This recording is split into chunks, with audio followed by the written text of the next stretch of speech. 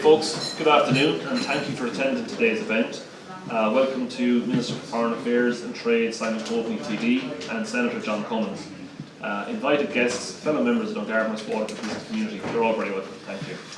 We're delighted to be joined by Minister Coveney and Senator Cummins for a question and answer session on items we believe are pertinent to businesses in the area. Minister Coveney was kind enough to participate in an online event for us here last year during lockdown, and it was very well appreciated by our members. It was actually a very informative event. At the time, Brexit for some reason was very pertinent, and here we are this week. What more could be pertinent in what's going on in the media and the public at the moment? Dungarvan West Waterford Chamber represents over 300 businesses. Actually, I think we hit 304 this week. We came up at our meeting yesterday. We cover sectors from all sorts, and we actually collectively employ more than 3,500 people. Obviously, the budget 22 this week was the news for all of us, and it does affect all of us. Thankfully, not as badly as we might have expected, but it will have impacts. Our chamber is progressive and relevant, driving the promotion of business and the entire geographical area with energy and momentum. We see political engagement as essential to how Dungarvan and West Waterford can continue to develop and prosper. We are fortunate that our economic landscape is comprised of a very diverse business community representing all business sectors.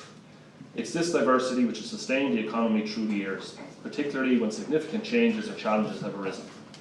The resilience and creativity of the people in this area, coupled with the broad business base, has kept the economy buoyant, positive and forward-thinking. We must grow our community and country out of COVID, and we're grateful for the government support we've received to date.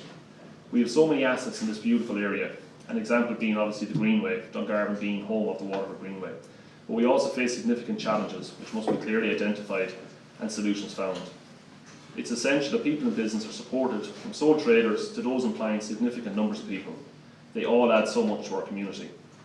To ensure Dungarvan and West Waterford remains an excellent place to live, work, play and stay, sustaining growth and future-proofing the area for generations to come, it is critical to address current issues and opportunities, as well as prepare for future possibilities and challenges.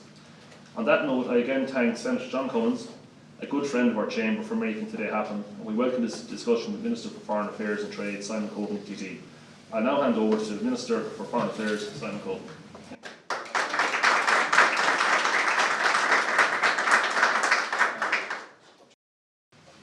Probably hear me, I'd say. Probably will. Anyway, since you've put a rostrum here, maybe I should stand behind it. Look, first of all, when John asked me if I'd come down and have a Q&A session here with the chamber, I was really happy to do it, and thank you for facilitating it. When you actually walk through the main streets of Dungarvan, every time I come back, the place changes a little bit. A new business has emerged, or certainly because of the difficulties of the last number of years, we're seeing an emergence now of new businesses, or the reopening of other businesses that have been closed because of restrictions.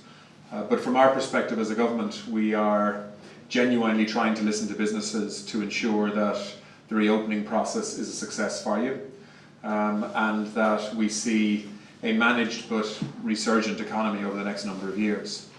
To be honest with you, we've been surprised by the pace of economic growth over the last 4 or 5 months in particular, which wasn't expected to be as buoyant as it is in terms of tax take. But we also have challenges that perhaps weren't expected either. Notably inflation, which for the first time in probably a decade is now a really significant factor in terms of government fiscal policy. So this week we put a budget together which spent an extra 4.7 billion euros. We've tried to ensure that we have enterprise but also fairness very much at the centre, as well as sustainability in that budget. But this is a budget that was designed to try to help businesses like yours to move forward in a post-COVID environment, which there are some question marks around in terms of how we make final decisions in terms of removing of the remaining restrictions and when, and we can talk about that if you want. But I think in terms of the business element of this budget, there was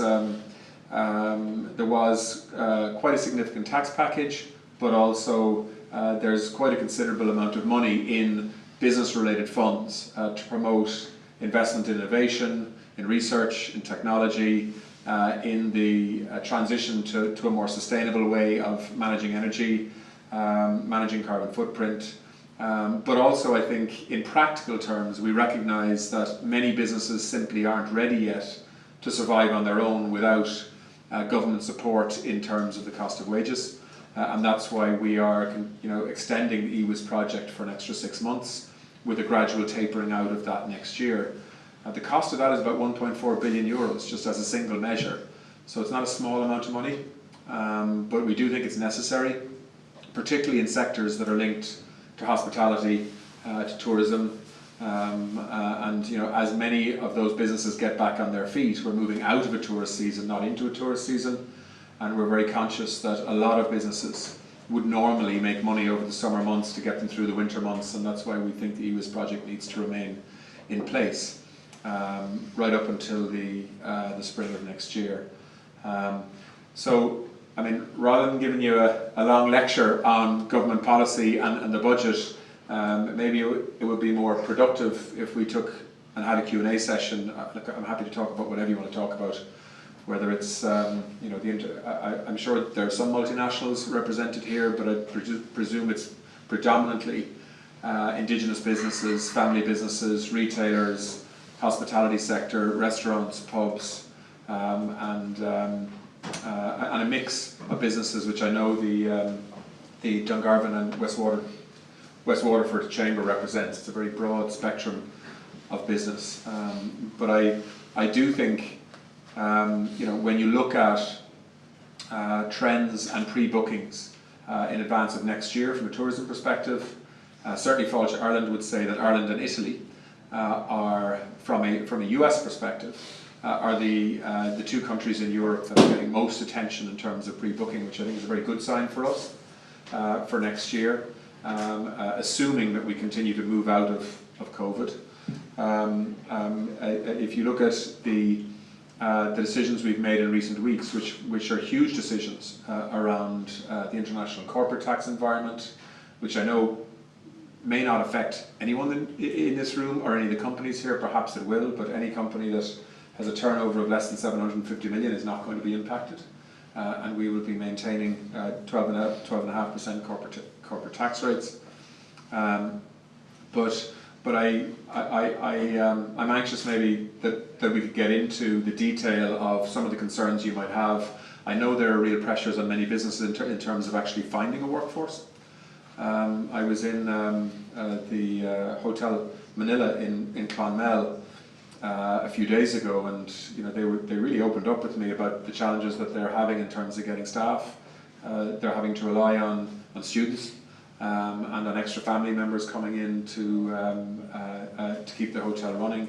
They're having to turn away business because they don't have the staff to deal with them in terms of events. So I do think, and we are thinking in government at the moment in terms of how we respond to that. Obviously we're investing in reactivation programs, reskilling programs for people who have been unemployed in recent years to try to get them back into the workforce, off PUP payments obviously that'll be phased out, and into the habit of working again. But I think that's not going to be enough, and I think we are going to have to potentially look abroad to try to target skill sets that we can bring into Ireland to allow many businesses to get back up on their feet. What's interesting is that if you look at the number of people that have lost jobs temporarily or who are on PUP payments because of COVID restrictions, about 40% of people who've gone back to work from PUP have actually gone back to work in a different job, and in some cases a different sector to the one that they left pre-COVID, which again I think poses significant challenges, particularly for the hospitality sector. So I'd be interested maybe to get your sense and your views on that.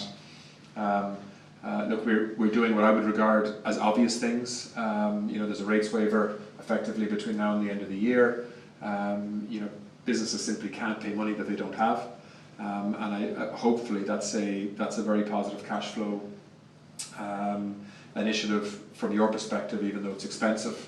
I think it's necessary, and we'll continue to monitor as as we move into next year in terms of what businesses can bear.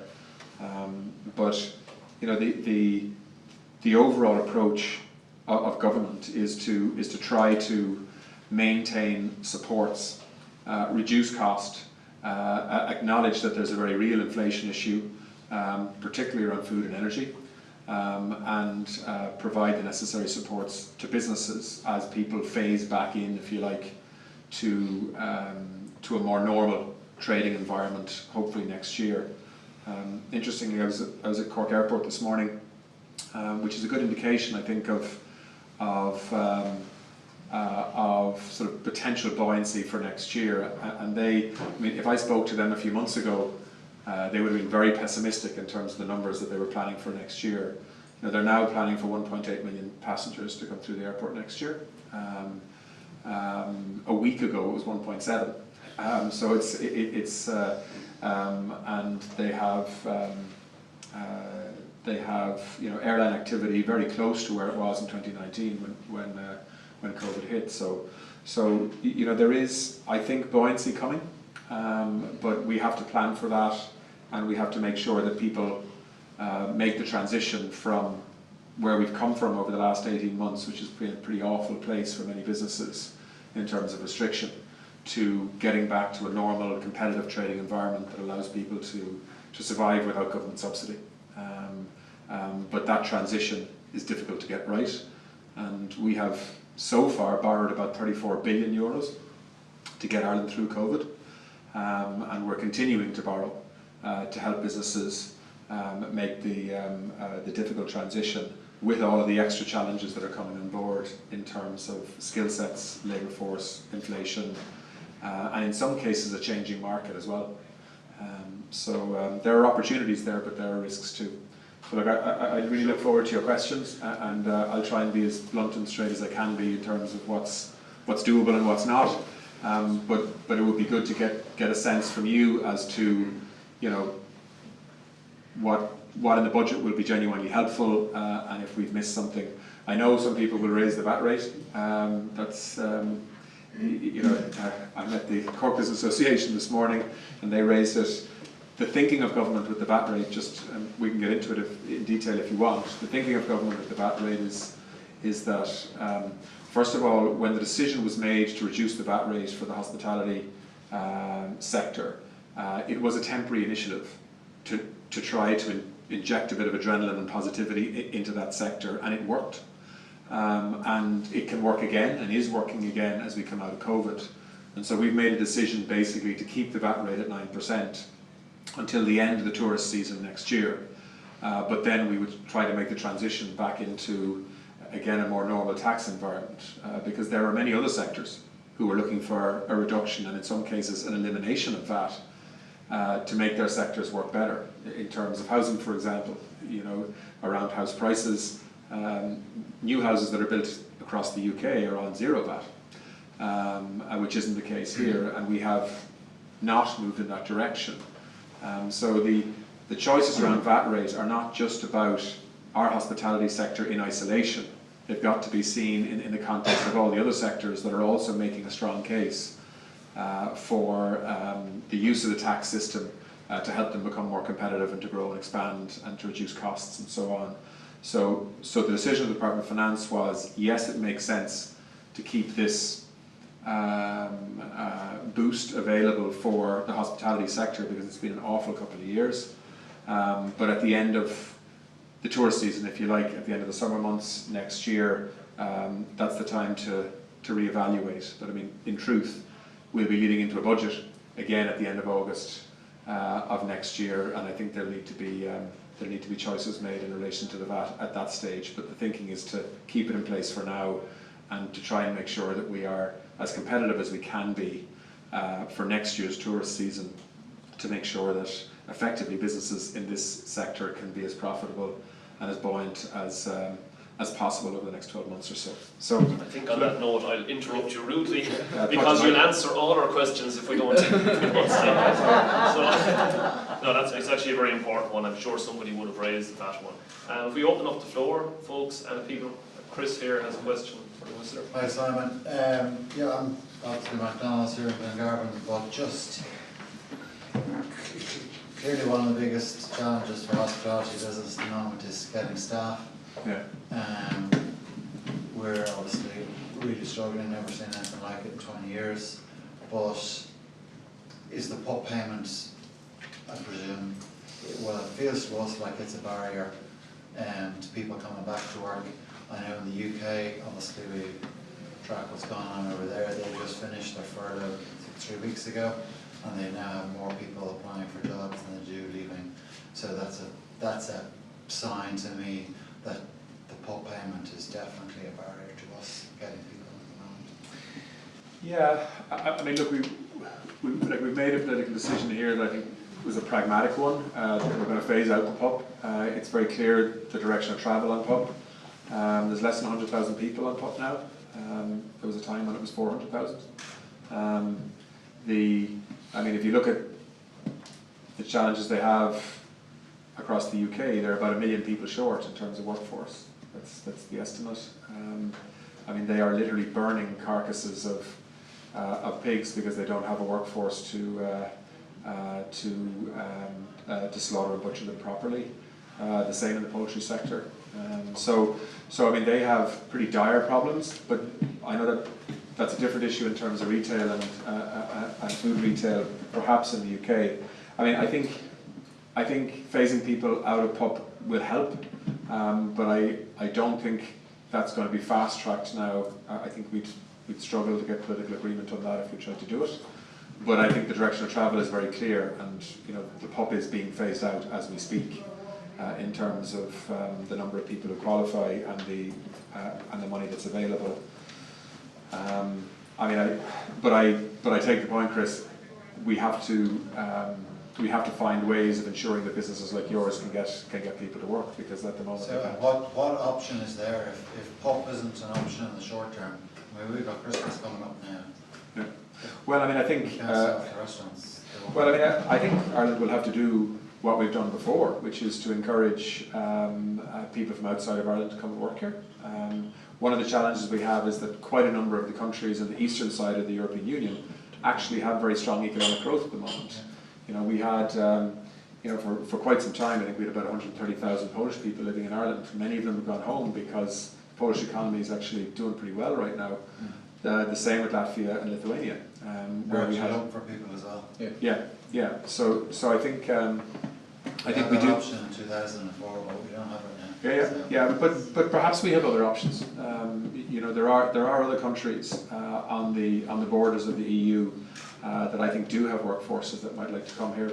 Places like Ukraine, for example, where large populations, educated workforce, majority of people speaking English, and I do think we can.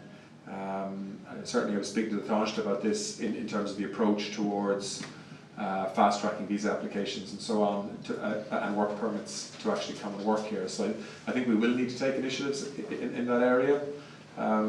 There's also some interesting things happening with employment for people who've come here under the refugee program, which I know sounds maybe a bit extreme, but actually isn't. I mean, if you look at, we've given approval for over 400 Afghans to come and live in Ireland, and will have all the same rights as Irish citizens, and rightly so. I've been involved in basically handpicking an awful lot of them in terms of working with NGOs and so on. Most of those people are highly educated, skilled people. A friend of mine is employing 7 as software engineers in his business in Cork. So I think likewise we have many people coming through the asylum system who are eligible to work. So I think we do need to make sure that we're using all of the opportunities, whether it's people in the asylum system, whether it's refugees who've come here, or whether it's a more proactive approach towards work permits and visas from countries that we think would fit the skill set, and obviously with the language skills and so on. How quickly do you think we could turn that around? Well, I mean, I think relatively quickly. I think perhaps the biggest challenge there is accommodation and housing, to be honest. Yeah. So I mean, if you have, one of the barriers to our response in terms of Afghans, because I mean, I have, for a period of time there, I was literally getting a dozen calls a day from people who were trying to get me to approve Afghan families, journalists, doctors, medics, teachers, civil servants, looking to essentially leave. And you know, we've approved a lot, but again, the housing challenges and accommodation challenges are a big issue, and I think more and more employers will have to look at accommodation options for staff that may be coming in from outside the state. And depending on where that is geographically, sometimes there's plenty of options, and sometimes it's really prohibitive. And they've got to be quality options. You know, we can't be putting people up in you know, in hostels or whatever. It's just not acceptable. So it's something that I think the government wants to talk to business about, and certainly the Taoiseach is very open to that. And the combination of justice, foreign affairs, and enterprise in terms of trying to effectively partner with the right countries to fast track work permits, I think is something we're going to be looking at this autumn. And I'll happily follow up with you afterwards if you want. Stephen, there's a question there. Thanks, David, and thank you, Minister. My question is, you've touched on one or two little bits. It's also a Labour-related question, more so got to do with housing. The government has committed to building 300,000 houses and retrofitting a further 500,000 existing homes with energy-efficient measures by 2030. The industry has averaged a modest 20,000 house completions per year over the last 5 years, struggling to do so with shortages in certain trades such as blocklayers and plasterers. With the numbers of tradespeople continuing to decline, may I ask the Minister where he expects the required labour force to come from, and if coming from abroad, where will they live? And the second, if you don't mind, with regard to the numbers that I've just mentioned that the government have promised, do you think that the government is possibly leading the public astray with such optimism? Yeah, I can take it. I'm spokesman in the Shannon on housing. I can take just a couple of those. I think the plan is a realistic plan. It is achievable. If you look at commencements of housing from August 2020 to August 2021, we have 30,000 commencements in the system. That's a very good indication of what will follow on in terms of the system, and you have to bear in mind that in the middle there we also had the closure, you know, in the last 3 months of the year and the first 3 months of this year. So I think we're on the right trajectory. You know, the developers that I speak to are absolutely committed to ramping up the supply of housing. We know that supply is key here in this sector, and we do need to focus specifically on that cohort in the middle, you know, those that are above the threshold for social housing but aren't quite able to get a mortgage through the Pillar Bank, and that's why we're introducing 2 schemes next year, the Local Authority Affordable Purchase Scheme and the First Home Shared Equity Scheme, and they're going to have a pivotal role to play in bridging that gap for people, and it's based on an equity model as opposed to other models which some in the opposition may tout, where you know you don't own the land in which the house is built and you're restricted on whom you sell it on to at some point in the future. So I can assure you we're fully committed to meeting those targets, and I'm sure the Minister will talk about the apprenticeship scheme that our colleague Simon Harris is working on. Yeah, no, I mean the question is a fair one, like, because like we're committing €6 billion a year to housing at the moment, which, and I remember when I was housing minister, like we were battling to get $2.5 billion. You know, so like we've seen in 3 years the housing budget increase by well over 40%, and double in a longer period. I mean, I think if it hadn't been for COVID, we probably would have been hitting about 30,000 housing units a year by now. And I'll explain why. I also think, by the way, we're going to be building houses differently in the future. So I think if we rely on the way in which we built houses in the past, i.e. lots of block layers on site all the time, I think we would have enormous challenges in terms of getting the numbers we need. I think a lot of houses will be effectively built off-site and assembled on-site. We're already seeing a lot more of that. We're seeing a lot of that in other parts of Europe, not just in terms of timber frame, but actually building, you know, large parts of of houses off site, getting brought on site then on you know, on the back of big trucks and essentially craned and assembled on site. I think, and there are a number of businesses investing heavily in factory-style facilities to be able to do that, which essentially means you can build houses with a much smaller workforce. So, for example, that's private companies doing their bit to minimise the work. Well, that's private companies, but effectively private is more around the skills shortage, and like I heard someone put it very well recently, and this is no disrespect to ambulance drivers, but the government has spent the last 10 or 15 years training everybody, asking everybody to go to college, and as one person said, if you train everybody to be marine surgeons, who's going to drive the ambulance? Yeah, no, but I mean, you know, if you look at what's actually happening in third level education at the moment, the number of extra spaces that are being provided for further education colleges rather than university degrees, if you look at the number of apprentices that are being brought on board, there are a lot more spaces being created around apprenticeships and further education than there are in terms of university spaces now. And we are investing heavily in the apprenticeship model, a little bit like what Germany have been doing for years. Unfortunately, in Ireland, there's a sort of there's an attitude within society that in order to succeed, you have to go to university and go on and do a master's, or as opposed to actually having a really, you know, attractive career opportunity as a tradesman, or because the skill sets there are needed and will be paid for. But I think it'll be a combination of trying to encourage more people into the trades, and that is starting to happen. I mean, unfortunately, what happened here 15 years ago as a country, when the construction industry collapsed and we went from building 90,000 housing units a year to building about 4,000 in a year, and close to 200,000 people lost their jobs. That frightened an awful lot of people. At that point in time, 4 out of every 10 young men were going into construction at some level when they left school.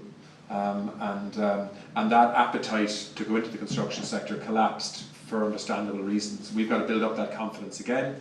We've got to make sure that Ireland is building, in my view, in and around 40,000 housing units a year, maybe a little less than that, but that kind of ballpark figure, and have a steady stream of people who can supply that. And I think we will get there. It'll take us a few years to get there, but I think we will. But I also think the technology in terms of how we build houses, obviously one-off houses and smaller housing estates will be built in a more traditional way for some time. But I think you'll see the bigger builders moving towards construction off-site, assembly on-site, smaller workforces. You still need the skill set, by the way, but not as many people. And I think that is how we build the targets. And that's just not the private sector, by the way, that goes for social housing too, because the private sector build everything. Yeah. You know, so like, if you're a local authority building local authority houses, you tender it to the private sector to build it, as do the approved housing bodies and so on. So ultimately this is about building quality housing stock for social housing, affordable housing, rental accommodation, and for the private market. And you know, next year we will build 9,000 social houses, new build. I remember when I became, and this is the last thing I'll say about housing, because I could bore you for a long time on housing, but when I became housing minister a number of years ago, the year before, because I was sort of obsessed with the number, the year before, all of the local authorities in the country combined had built 74 social houses. You know, last year the figure was 7,000. So we are ramping up. COVID interrupted that in a significant way. We do have challenges in terms of skill sets. A lot of the Irish skills base in construction have left Ireland. A lot of them are in the UK. A lot of them are as far afield as, you know, Australia and Canada. And we need to try and attract some of those people home. But I also think we will see an appetite, particularly amongst young men, but hopefully women too, particularly in the engineering space, to get more people involved in the construction industry, because they'll have more confidence that it's going to actually be stable, as opposed to the kind of bubble that burst the last time. So it's a combination of a whole range of things, but I am confident actually that we can meet the numbers that we're setting, because we're spending an absolute fortune. That's the first thing, and there's massive political pressure on the government to deliver on housing. If we don't deliver on housing, the next general election will not be a happy place for the government parties. We know that.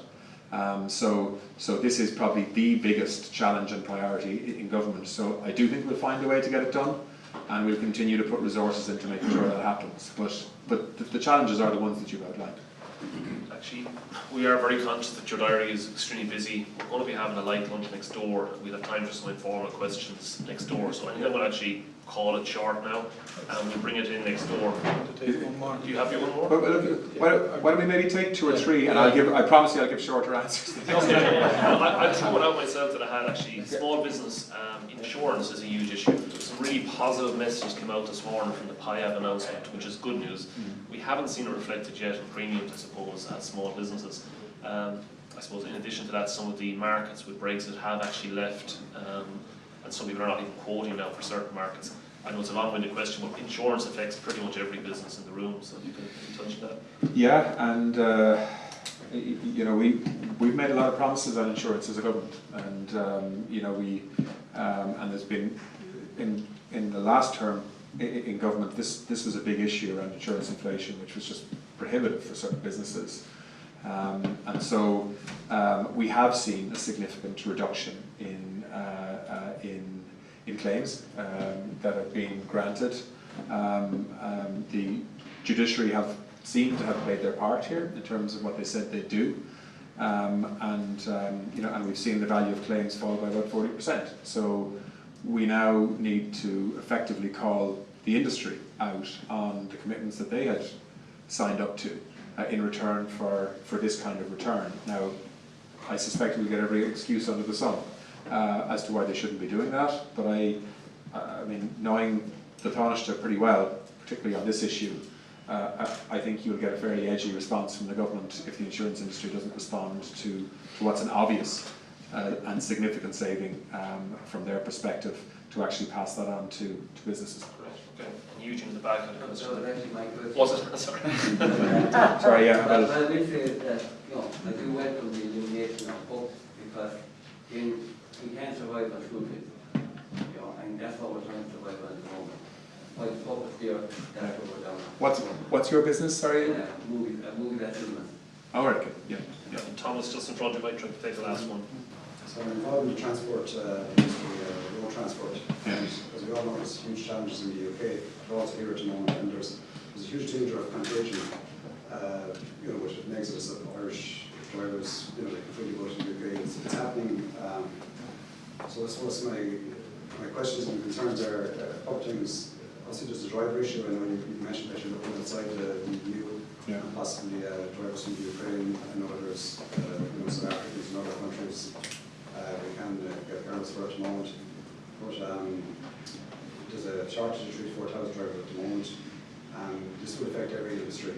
You know, it's going to affect construction, affect retail, hospitality, because at the end of the day, everything that everyone sells has to be delivered on the truck. Yeah. So I suppose just asking again, is there any other specific measures that the government are taking to try and address this issue? And just also related to transport, I'm disappointed with the budget. Like, I could well flag that there was going to be a carbon tax increase, but there's no alternative to diesel fuel to power these vehicles, and there's not going to be one, you know, for a long time. We were, you know, I suppose hoping and anticipating there would be an increase in the fuel rebate to counter that, and if we're faced not even every day now, the price of fuel is going up.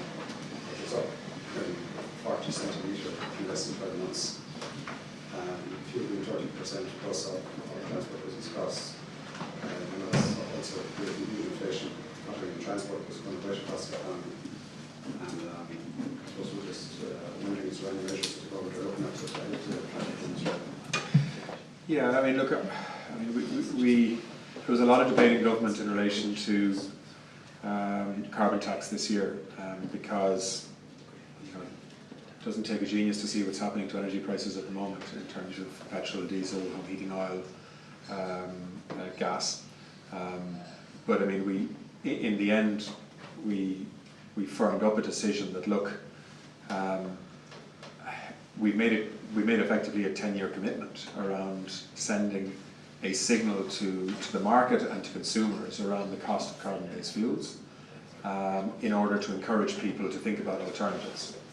And if we don't do that in the difficult years, well then the whole project loses credibility. It's easy to do it when fuel prices are falling dramatically, as they were last year.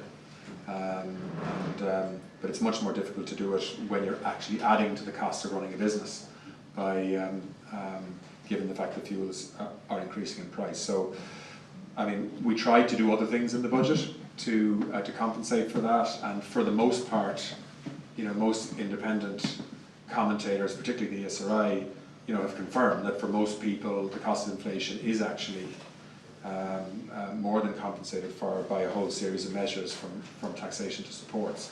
I think it's probably a fair comment, though, if you're someone who drives for a living, your wages and your fuel really make up the vast majority of your cost, and both are increasing in the haulage sector fairly significantly. I think there's a concern that because there's a dramatic shortage in the UK of haulage drivers, and because we have a common travel area and any Irish person can go and work in the UK, there is something we're watching very closely, is whether basically employers in the UK will simply pay a lot more to try to attract Irish drivers into the UK. They can do that a lot easier than they can do actually other European nationals, because Irish nationals can work in the UK as if they're British. No other EU citizen can do that because of the common travel area arrangements that we have. So what I'd say to you is that even though we didn't do much in the budget on the specific issue that you've raised, I do think the government is watching very closely the haulage sector in terms of how and what we need to do to make sure that you have enough drivers, because the whole economy starts to grind to a halt if that sector isn't able to physically deliver. Whatever about increased costs for haulage, if we can't actually get the drivers, then I think it's a very fundamental problem. So we don't have anything like the problem that the UK has, but if that's the direction that things start to move in, then I think we will probably have to respond to that. And I think there'll be plenty of communication with the haulage sector on that. I mean, in recent budgets we did increase the fuel rebate, you know, recognising some of those costs, but didn't this year. But look, it's something that I don't think the government would rule out if we needed to look at it. These are the short answers, folks. I'm going to finish hopefully with Kathleen. Kathleen Kelly had your hand up. Yeah, can I just say a few words? Minister Gavan and staff, I think you know me from old battles. I certainly do, But, yeah. just I know we're Minister, battles, well, I suppose, Minister, look, I'm here to talk about fishing, really. I mean, as a coastal town of Dungarvan and Helvick, I suppose we've seen the demise of our fleet over the last 50 years since we joined the EU. We have actually this week you have actually announced a decommissioning scheme. That's the fourth one, Minister, in the 50 years we've joined the EU. We had a decommissioning scheme in the 90s, 2004, 2008, and another one now. What that actually means really is that you take traditional families like mine out of the industry, and and they're gone forever. There's no going back into it, you know. I think it's shocking to think that we're actually find that this is the only solution the Irish government, not just your government now, but governments from the foundation of the state, or sorry, since we joined the EU, that we actually have to bring in decommissioning. We're now looking for 23% of our fleet to be taken out of action. While you must remember that European fleets are building new boats to come to Ireland and are fishing, taking an awful lot of stock off the west coast of Ireland. And the industry has a genuine concern about the collapse of fishing stocks off the west coast of Ireland. You may blame Brexit and say, well, there was a task force put together and Brexit, that task force recommended because of Brexit. We should never be in that position. Fishing in English waters is only part of where we used to get our catch. The other thing I would like to say is that Once we give up our entitlement to fish, then it's gone forever. But going back to the carbon tax thing, you must remember, Minister, that we are now being penalised very heavily for carbon tax, and that we cannot fish our own resource off our own coast. So we have boats from Zeebrugge, Vigo, Gilfinegg, Japanese boats coming to fish tuna 200 miles off the Irish coast, while we're being told we can't drive our kids to school without paying through the nose, and we can't access the source at our own doorstep. And I wonder, do we at any stage have a policy, can we at some stage have a policy that may actually protect the Irish industry from what's happening, not just because we don't have quota, but also protect it from the overfishing of other countries, Minister. Like, we should have, going back to a green policy which you're part of, people should be allowed to earn a living in their own doorstep. Imagine if Munster was farmed by all European farmers other than Irish. Well, where would Kerrygold be? Or where would Let the Minister address it, because I'm very conscious of time. No, you've raised a lot of points, I'll just let him answer. It's very important that we actually recognise that taking Irish boats out of Irish waters and destroying an industry is not a solution to preserving, to green, or to it's not good for us as an island nation. As an island nation, we should have an entitlement. In actual fact, we have less entitlement than countries that are landlocked. Yeah, well, first of all, a decommissioning scheme is not the only solution, and I think you know that, Kathleen. Like we've spoken about the fishing industry many times, and the government continues to support the sector through grant aid and through constantly trying to negotiate for the industry to make sure that we're catching what is sustainable in terms of stocks, and of course ensuring that there is robust and fair enforcement to make sure that foreign fleets aren't catching fish that they don't have permission to catch. But as you know, the Common Fisheries Policy is about managing a shared resource in Irish waters and in other waters as well. Brexit has provided some disruption to that, and we've had to try to manage that. But the decommissioning scheme is about spending hundreds of millions of euros, offering an option to fishermen if they want to decommission and get paid to essentially leave the sector. But it's a voluntary option, and it needs to be attractive enough for fishermen to do it in terms of the financial rewards that are there. But it's also about ensuring that we have a fishing industry in the future. And you know, I know every fishing port in Ireland pretty well, including the one that you come from. You know, we will continue to ensure that the Irish fishing industry gets a fair share of the fish stocks that are there. What you're asking for essentially is a complete renegotiation of the Common Fisheries Policy, which I'd love to be able to deliver if we could, but we would have to get a majority, in fact a qualified majority of countries in the European Union to agree with us. And I have to be honest with people and say that that's not going to happen anytime soon. So we have to operate within the parameters that we have, where the Irish fishing industry has actually increased the value of its catch you know, over the last decade quite substantially. But there is a particular initiative now which is predominantly linked to Brexit, which is being funded by a Brexit Adjustment Fund of over €1 billion, which the fishing industry will be getting a larger slice of than any other sector in the Irish economy by some margin, to offer an option for people if they want to take it of decommissioning. And that is all it is. It's a voluntary option if they want to take it. I mean, I'm not somebody who in general is in favour of using decommissioning as an option very often. But I think it is an option that we need to offer to the industry, but we've also got to support the people who want to stay in the industry who don't want to take that option. And I think we can do both. So. Our CEO Jenny has questions. She's waiting for a while. It has to be quick, Jenny. I'm not going to let David away with this. Minister, I have a very quick, it's not necessarily a question, but your office might just get back to us on it. Short-term holiday lets have made a dramatic difference to our housing stock, and people purchase units to rent on a short-term basis in particular, and that's getting very popular lately. It's really impacted the price on housing and the availability of residential and rental properties. So I was told through your colleagues in planning ministers of those departments and this was via Chambers Ireland, that legislation has been approved and enacted so that local authorities would have control around short-term rentals. And this is not specific to Waterford Council, this is nationwide, that it appears that the local authorities are not aware of this and would not have the resources to enact it. So what can be done about this major issue which has such a sensational impact on every single family and every single employer, not just in Dungarvan but throughout the country? Is this the Airbnb issue we're talking about? Is it?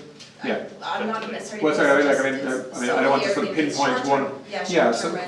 So I mean, we did introduce legislation on this, which essentially requires somebody who is using a holiday home or indeed using a vacant property for essentially commercial short-term lets, as opposed to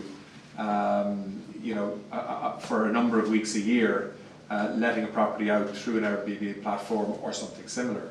And so, because clearly there was evidence to suggest that many people, instead of making properties available for the normal rental market, giving people security of tenure and so on, that they were instead finding that if you had short-term lets that would use the property with multiple occupants through the year, you could make more money from it. Now, for somebody to do that with a property, they effectively have to apply for planning permission to do it, or a change of use for that property. So if you have a residential property that is effectively becoming a commercial short-term let, it's not a million miles away from being a sort of a B&B style operation, and you have to apply for a change of use to the local authority to do that. 2 years ago, but it has never been enacted, and the local authorities don't have the resources, and nobody knows about Well, I it. think it is enacted, but whether it's been actually enforced is the issue. So I mean, look, I can follow up on that.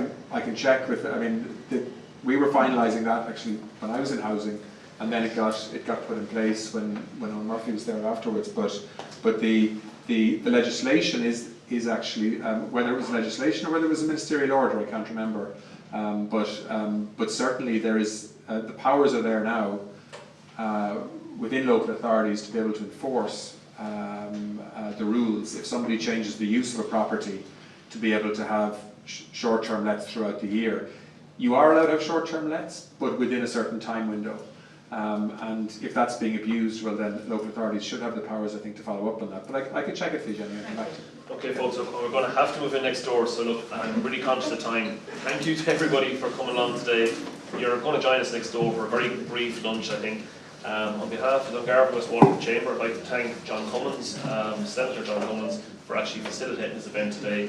John has been a great friend to the Chamber. Any query we bring to his office or to John directly are returned promptly, and we can only give the highest praise for John and what he does for our Chamber, and we do thank you for that, John. If I can just say, I'm delighted to be able to have Minister Coveney here, and I do want to compliment Dungarvan West Waterford Chamber. I think you're one of the most proactive chambers in the country, to be perfectly honest. The speed and efficiency at which you can organise an event of this nature is absolutely phenomenal. But I hope you found the engagement positive, and if there is any issue within anyone's business at any point in time, please do either get Jenny to make contact with me or my office, or make contact with me directly. I'm more than happy to engage with anyone on any topic going forward, and I think it's important to have these engagements, and I do want to thank Simon for coming to Dungarvan today. Thanks. Just finally,